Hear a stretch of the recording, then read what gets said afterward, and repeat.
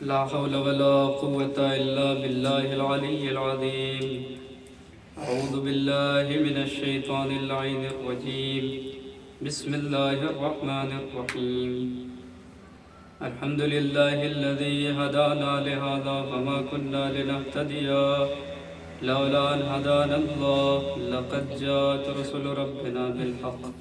الصلاة والسلام والتحية والإكرام على أشرف الأنبياء والمرسلين وخاتم النبيين مولانا ومولى الثقلين جد الحسن والحسين أبي القاسم محمد. اللهم صل على محمد وآل محمد. أما بعد فقد قال الله تبارك وتعالى في القرآن المجيد والفرقان الحميد الذي لا يأتيه الباطل من بين يديه ولا من خلفه. بسم الله الرحمن الرحيم. ومن يبتغي غير الإسلام دينا فلن يقبل منه وهو في الآخرة من الخاسرين. صلوات اللهم صل على محمد وآل محمد. عزیزان محترم، معزز و محترم سامعین کرام، جیسا کہ اس پروگرام کے عنوان سے ہی واضح ہے کہ یہ مجلس ایک تمرینی اور مشقی اور تدریبی مجلس کا سلسلہ ہے. اس لیے اگر دوران گفتگو کوئی کمی یا خامی رہ جائے تو برائے مہربانی بعد مجلس اصلاح کے طلبگار ہوں. ایک باود بلند نعرہ صلوات اللهم صل على محمد وآل محمد. عزیزان محترم، ارشاد پروردگار عالم ہو رہا ہے وَمَن يَبْتَغِي غَيْرَ الْإِسْلَامِ دِينًا فَلَن يُقْبَلَ مِنْهُ وَهُوَ فِي الْآخِرَةِ مِنَ الْخَاسِرِينَ. یہ کلام اس ذات کا کلام ہے، یہ آیت پروردگار عالم کی جانب سے نازل کردہ آیت ہے. عزیزوں، کسی بھی کلام کی اہمیت اور اس کی ارزش اور قیمت کا اندازہ اس وقت لگایا جا سکتا ہے جب اس کلام کے متکلم کی اہمیت کا اندازہ ہمیں ہو. جب اس قول کے قائل کا، اس کی عظمت کا ہمیں علم ہو تو اس کلام اور اس قول کی عظمت اور اس کے وزن کو ہم پہچان سکتے ہیں. یہ قول بھی کسی عام ذات کا قول نہیں ہے. عزیزوں، پروردگار عالم کی تعریف اور توصیف کے لیے یوں تو بہت سی آیات، بہت سی روایات، بہت سی دعائیں وارد ہوئی ہیں. انہی دعاؤں میں سے ایک دو دعا، اس کے چند جملے آپ کی خدمت میں پیش کرنا ہے. دعائے عدیلہ کہ جس کی بہت زیادہ تاکید کی گئی ہے کہ اس دعا کو پڑھا جائے، اور اس دعا کو پڑھنے سے انسان ایمان کے ساتھ اس دنیا سے رخصت ہوتا ہے. ہمیں یہ پہچاننا ہے کہ پروردگار عالم کی ذات کیا ہے. جب ہم کسی متکلم کی اہمیت، اس کی عظمت کو درک کر لیں گے تو اس کے کلام کی عظمت کا بھی اندازہ ہو جائے گا. پروردگار عالم کی عظمت اور اس کی فضیلت کیا ہے؟ دعائے عدیلہ کے ابتدائی فقرات میں ارشاد ہو رہا ہے کہ وَشَهِدَتْ لَهُ الْمَلَائِكَةُ وَأُولُو الْعِلْمِ مِنْ عِبَادِهِ بِأَنَّهُ لَا إِلَهَ إِلَّا هُوَ ذُو النِّعْمَةِ وَالْإِحْسَانِ وَالْكَرَمِ وَالْإِمْتِنَانِ قادر ازلی عالم ابدی حی احدی موجود سرمدی مدرک سمدی کان قویا قبل وجود القدرت والقوت وکان علیما قبل ایجاد العلم والعلت ولا یزال سلطانا اذ لا مملکت ولا مال۔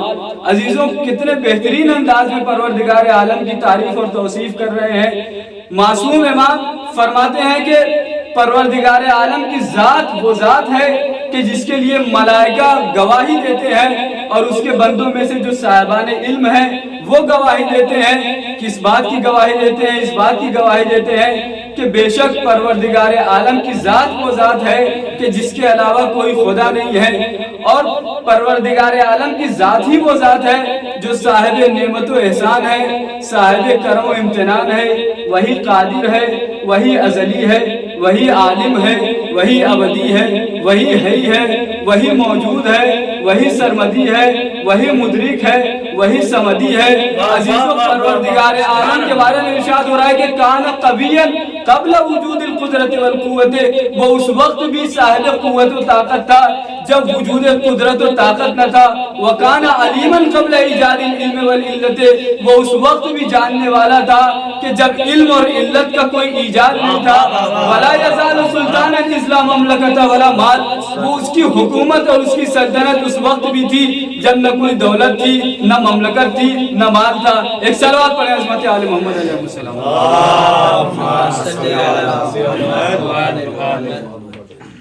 اسی طریقے سے دعائے مشلول اس کے بھی ابتدائی فقرے میں پروردگار عالم کی ایک الگ ہی انداز سے تعریف اور توصیف اور حمد و ثنا ہو رہی ہے.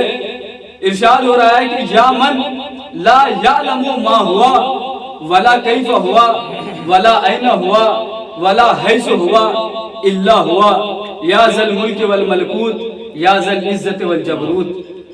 کتنے بہترین انداز میں پروردگار عالم کی ذات کو معصومین نے ہمارے سامنے پیش کیا ہے اور پروردگار عالم کی توصیف کی ہے.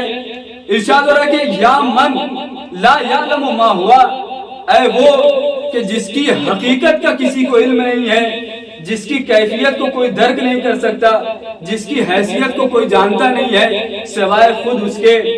اے صاحب ملک و ملکوت، اے صاحب عزت و جبروت. تو عزیزو یہ چند وہ فقرات تھے جن کے ذریعے سے ہم پروردگار عالم کی ذات کو جان سکتے ہیں.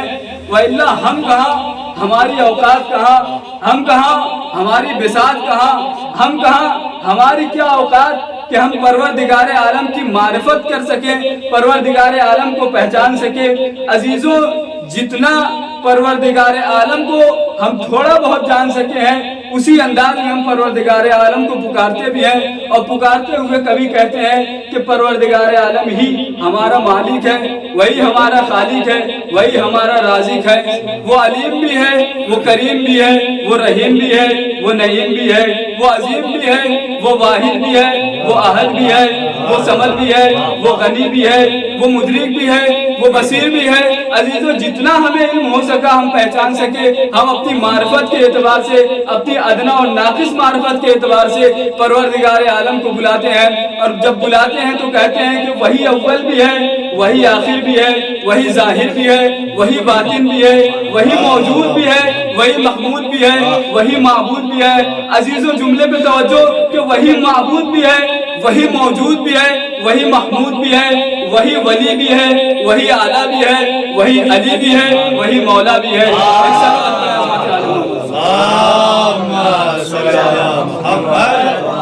نعرہ تکبیر، نعرہ رسالت، نعرہ حیدری، نعرہ صلوات.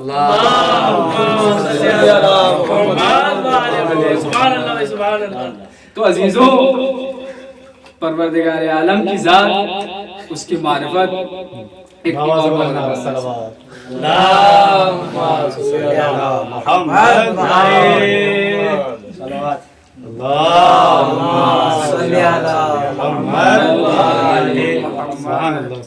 وہی پروردگار عالم ہے کہ جس کی ذات ان اولیاء صفات کی حامل ہے، جس کی ذات نہ ان صفات سے جدا ہو سکتی ہے، نہ یہ صفات اس کی ذات سے جدا ہو سکتی ہیں. یا یہ کہیے کہ جس کی ذات یہی عین صفات ہے اور یہ صفات اسی کی عین ذات ہے. عزیزوں وہ وہی خدا ہے، واحد و یکتا و یگانہ ہے کہ جس کی قبض قدرت میں سارا زمانہ ہے، جس کے قبض قدرت میں سارا زمانہ ہے. ہر صاحب علم و دانا اسی کی ذات کا دیوانہ ہے. عزیزو یہ دنیا جہان، یہ زمین و آسمان، یہ چاند، سورج، ستارے، یہ دن و رات کے خوبصورت نظارے، یہ جمادات، یہ حیوانات، یہ نباتات، یہ ساری کی ساری مخلوقات اسی رب جلیل کی ذات پر ایک واحد دلیل ہے۔ ایک صلوات پڑھیں عظمت عالم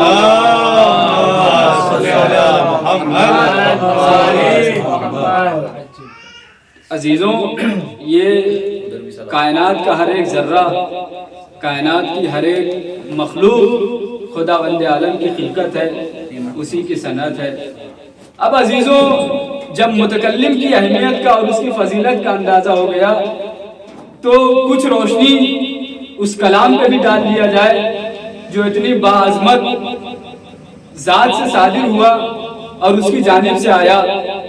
پروردگار عالم ارشاد فرما رہا ہے کہ وَمَن يَبْتَغِ غَيْرَ الْإِسْلَامِ دِينًا، کہ جو کوئی بھی دین اسلام کے علاوہ کسی اور دین کو تلاش کرے گا، کسی اور دین کو اپنائے گا، کوئی اور دین لائے گا تو فَلَن يُقْبَلَ مِنْهُ، تو اس دین سے کسی بھی چیز کو قبول نہ کیا جائے گا، اور ایسا انسان آخرت میں گھاٹا اٹھانے والوں میں سے ہوگا۔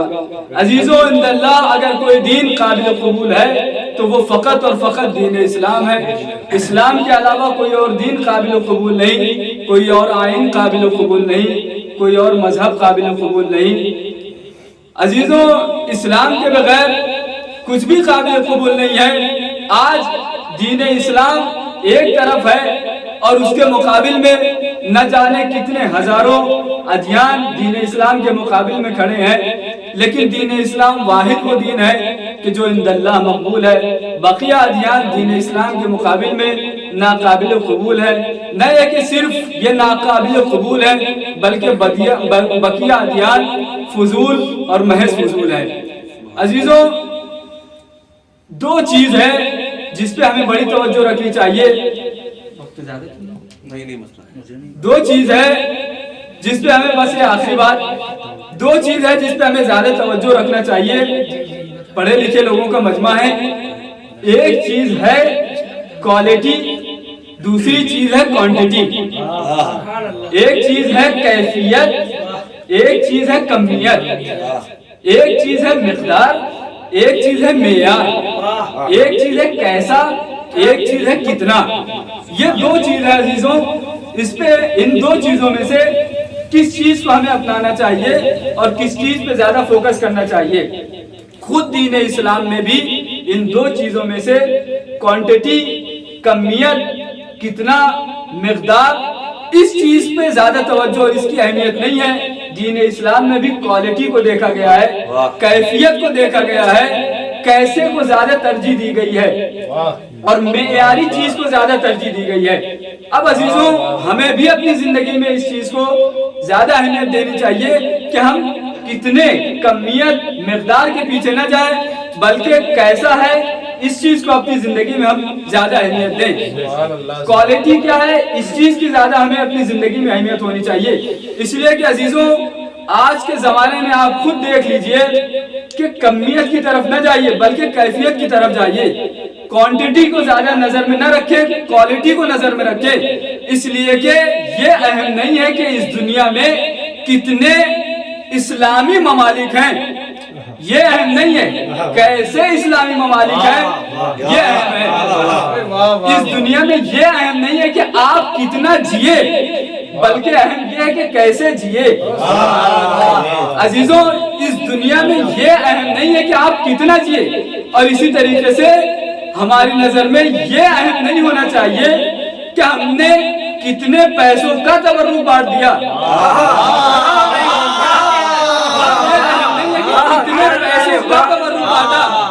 ہماری نظر میں یہ اہم ہونا چاہیے کہ کیسے پیسوں کا تبرک کتنے پیسوں کا تبرک بانٹا، یہ اہم نہیں ہے، کیسے پیسے کا تبرک بانٹا یہ اہم ہے۔ اسی طریقے سے عزیزوں، ہر ایک چیز کو آپ دیکھتے جائیے، یہ اہم نہیں ہے کہ پیغمبر اسلام کے اصحاب کتنے تھے، اہم یہ ہے کہ پیغمبر اسلام کے اصحاب کیسے تھے۔ اب آپ کے مزاج کا جملہ عزیزوں، یہ اہم نہیں ہے کہ احد کی جنگ سے کتنے بھاگے، اہم یہ ہے کہ کیسے بھاگے۔ یہ اہم نہیں ہے کہ کتنے کتنے لوگ بھاگے، یہ اہم ہے کہ کیسے بھاگے، ان کی کیفیت کیا تھی، کوالٹی کیا تھی بھاگنے کی۔ اسی طریقے سے یہ اہم نہیں ہے کہ مولا کائنات اپنی زندگی میں کتنا سوئے، اگر سوئے تو کیسے سوئے، یہ اہم ہے عزیزوں۔ یہ اہم نہیں ہے کہ آپ اپنی زندگی میں، ہم نے اپنی زندگی میں کتنی نمازیں پڑھی، اہم یہ ہے کہ ہم نے کیسی نمازیں پڑھی۔ عزیزان محترم، یہ زندگی میں اہم نہیں ہے کہ ہم نے کتنی نمازیں پڑھی، اہم یہ ہے کہ کیسی نمازیں پڑھی ہیں۔ بس اپنی گفتگو کو ختم کرتے ہوئے ایک اور آخری بات کہتا چلوں کہ اس پروگرام کے وقت کو مد نظر رکھتے ہوئے کہ یہ اہم نہیں ہے کہ کتنی دیر مجلس پڑھی، یہ اہم ہے کہ کیسی مجلس